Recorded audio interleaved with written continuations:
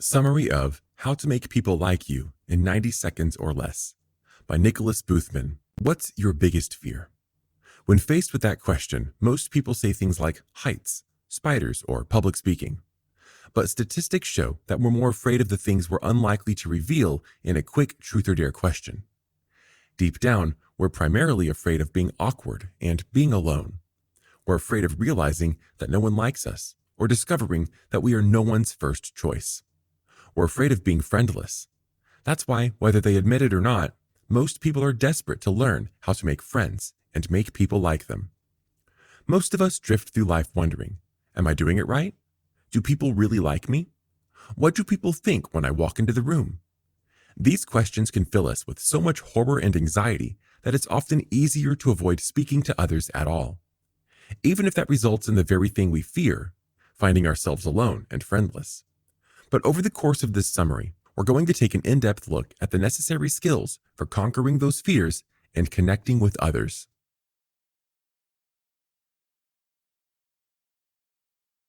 Chapter 1. The First 90 Seconds. As you've probably already guessed, the 90 seconds portion of this title comes from the fact that people form their first impressions of you within the first 90 seconds of meeting you. But have you ever wondered what they see when they make that assessment? Or what factors go into their final estimation? Studies show that a first impression is comprised of a variety of assessments, including that person's estimation of your intelligence, trustworthiness, success, status, and more.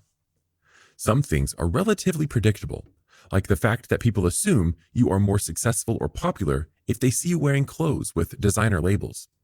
But some things aren't quite so easy to anticipate, and often they aren't based on things you can control. For example, we can't control the features we're born with. But as Princeton University discovered that participants consistently rated people with round, baby-like faces or feminine features as being more trustworthy. We also can't control our gender, ethnicity, attractiveness, or whether or not we need glasses. But a 2017 University of Toronto study found that when asked to watch a video of a person delivering a speech, participants consistently rated speakers who were white, male, attractive, and not wearing glasses as being more charismatic or powerful. Similarly, a 2007 British study found that people tend to rate men and women with tattoos as being untrustworthy, less attractive, and more aggressive. When read together, the results of these studies indicated that our first impressions are not only formed in haste, they are also often based on latent sexist, racist, and classist stereotypes.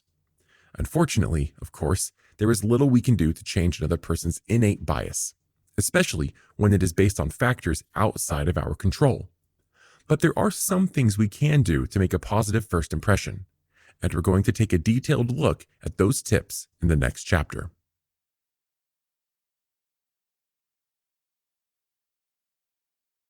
Chapter 2. Start with positive body language. Body language is often a more powerful communicator than words, especially within the first 90 seconds of meeting someone. And although we may not be able to change someone's perception of us based on our face shape or other physical qualities, we can work to ensure that our body language is sending the right message. For starters, let's consider the difference between open and closed body language.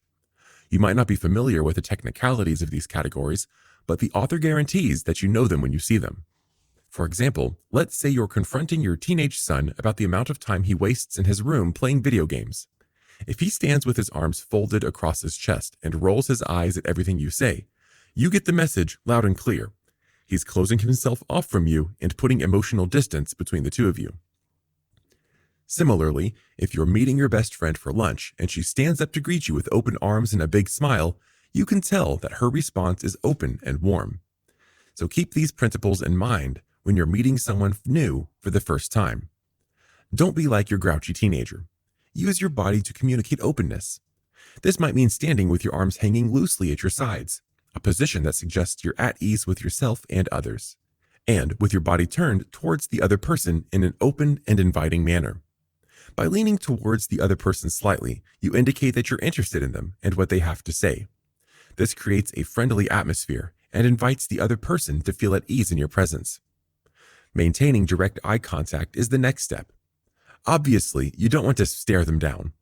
Too much unblinking eye contact, and they may start to wonder if you have a creepy hidden dungeon in your basement. So instead, initiate a few seconds of direct eye contact while smiling. This says simply that you see them, and you're positive and willing to engage. And as an added bonus, this behavior will also help boost their impression of your IQ. We know that because in 2007, researchers at Loyola Marymount University conducted a study to measure the effect of eye contact on first impressions of intelligence. Nora A. Murphy, the lead researcher, described her findings as follows. Looking while speaking was a key behavior. It significantly correlated with IQ, was successfully manipulated by impression managing targets, and contributed to higher perceived intelligence ratings. Unsurprisingly, Murphy also found that wearing glasses enhanced a first impression of intelligence. So while it's not necessary to wear glasses if you don't already need them, good eye contact is a must. Keep in mind that all of these nonverbal factors set the tone before you and the other person ever speak a word. So now that you've established a positive vibe through your nonverbal communication, it's time to turn your attention to the spoken portion of your interaction. This is where a lot of people start to falter. So the most important thing to remember is, don't panic. Many people shoot themselves in the foot from the get-go because they worry that they're going to say the wrong thing. As a result, they make themselves look unnecessarily awkward. So, wherever possible, try to avoid overthinking and other anxiety-inducing behaviors. Just go for the basics. Smile, introduce yourself with a simple, "Hi, how are you?" and tell them your first name. This is an instant icebreaker that invites the other person to respond in kind. And if, like a lot of other people, you're worried about forgetting their name, you can just repeat their name immediately afterwards in a natural way, like saying, "Allison. Great to meet you, Allison." You can even compliment their name if it feels natural to you, or include an anecdote like, "Oh, my sister's name is Allison."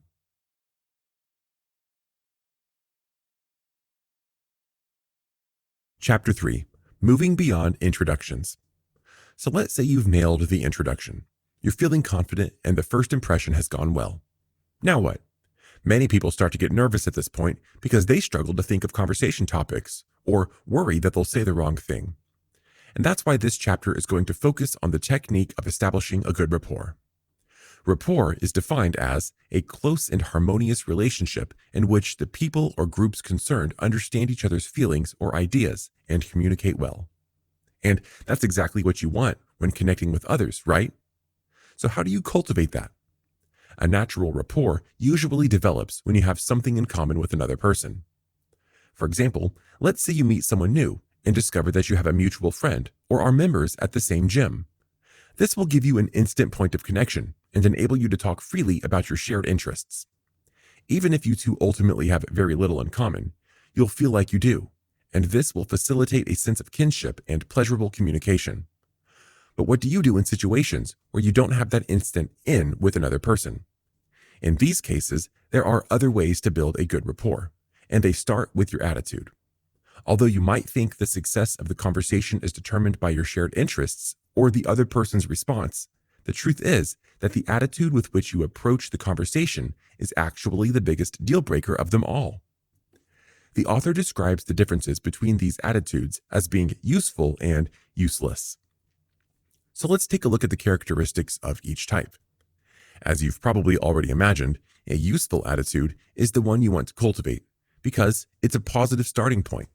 The key difference is that a useful attitude is characterized by your assessment of what you want out of the conversation.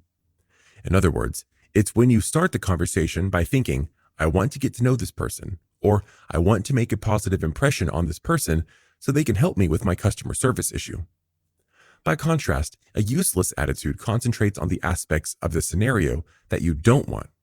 If, for example, someone gets your order wrong at McDonald's and you angrily demand to speak to the manager, you're not really thinking about how the manager feels or about anything positive that can come from the conversation. Rather, you're thinking about how angry you are that your order is wrong and how you don't want it to be wrong. And if you've ever tried this approach to interacting with someone, you already know that it's usually not very effective. In this respect, your attitude really is useless because it's unlikely to accomplish anything constructive. Instead, the most likely outcome is that you're going to yell at the manager. The manager will either respond angrily or feel hurt and attacked, and you probably won't get what you want anyways. Instead of getting your order refunded or your items replaced, it's more likely that you'll walk away empty-handed, knowing that you've needlessly ruined an innocent person's day. So what alternative course of action can you take? And what can you do when the other person really does deserve to be yelled at? Well, obviously, even if someone deserves it, being unkind and confrontational isn't the best course of action.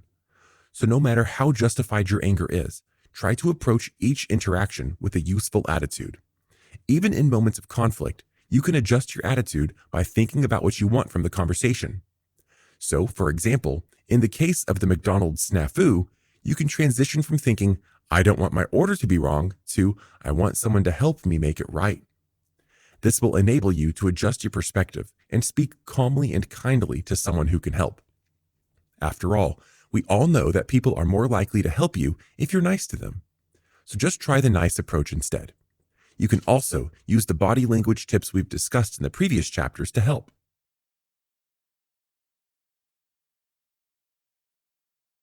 Chapter 4. How to be a good conversationalist. But now that we've considered how to build rapport during conflict, let's take a look at rapport building strategies for more neutral situations.